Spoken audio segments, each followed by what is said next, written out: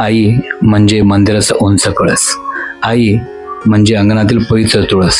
शोभा ठोंबरे, ज्यांना मी अत्यंत प्रेमाने मम्मी अशी हाक मारतो. आज जवळपास 20 वर्षाहून अधिक काळ मी त्यांना ओळखतो. मला जन्मदाती आई नाही, परंतु देवाने माझ्या आयुष्यातील ही पोकळी मम्मीच्या रूपाने भरून काढली. त्या मला अगदी स्वतःच्या मुलासारखेच मानतात. आम्ही कुठेही गेलो तरी त्या माझी ओळख हा माझा मुलगा अशीच करून देतात.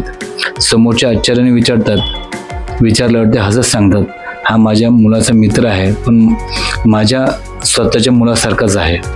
प्रत्येक वर्षी वाढदिवसाला आवर्जून शुभेच्छा देणे आणि मला घरी बोलून प्रेमानं ओवाळणे हा त्यांचा नित्यनियम. हल्ली त्या कर्जतला राहायला गेल्यामुळे हे नेहमी शक्य होत नाही, पण तरी एक आईच्या मायेने त्या न चुकता फोन करून माझी अतिशय काळजीपूर्वक विचारपूस करतात. त्यांच्या आयुष्यात प्रवास मी खूप जवळून आणि खडतर हा प्रवास मी जवळून पाहिलेला आहे. त्यावेळी तुकारामांचे काही अभंग मला आठवतात. लेकुराचे हित वाहे माऊलीचे चित्त, ऐसी कळवळ्याची जाती करी लावा विन प्रीती. म्हणजे मम्मीचा स्वभाव हा अगदी या अभंगासारखाच आहे. या 20 वर्षात त्यांनी गावाकडून आलेल्या मुंबईतील कामाधंद्यासाठी स्थिर स्थावर होऊन पाहणाऱ्या अनेक लोकांना आसरा दिला. त्यांच्याकडून कधी कोणतीहीच परताव्याची अपेक्षा केली नाही. स्वतःच्या घरातून त्यांना जेवण निवारा दिला. पण दुर्दैवाने जेव्हा मम्मीवर कठीण प्रसंग आले तेव्हा लोकांनी त्यांच्याकडे पाठ फिरवली आणि ते निघून गेले.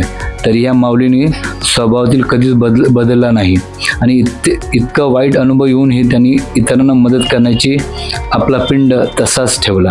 आज परिस्थिती पूर्वीसारखी नसली तरी त्या आपल्या परीने जमेल तशी समोरच्याची मदत करण्यासाठी नेहमी तत्पर असतात.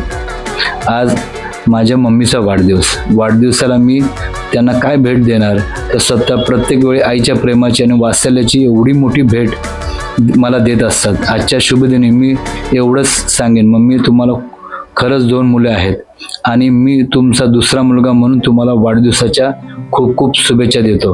रक्ताचे नाते नसले तरी हृदयाच्या स्पंदनाने जोडलेले आपले हे नाते जोपर्यंत आपल्या अंगात श्वास आहे तोपर्यंत एका मुलाच्या नात्याने तुमची नेहमीच काळजी घेईन आणि विचारपूस करत राहीन, यात तीळ मात्र शंका नाही.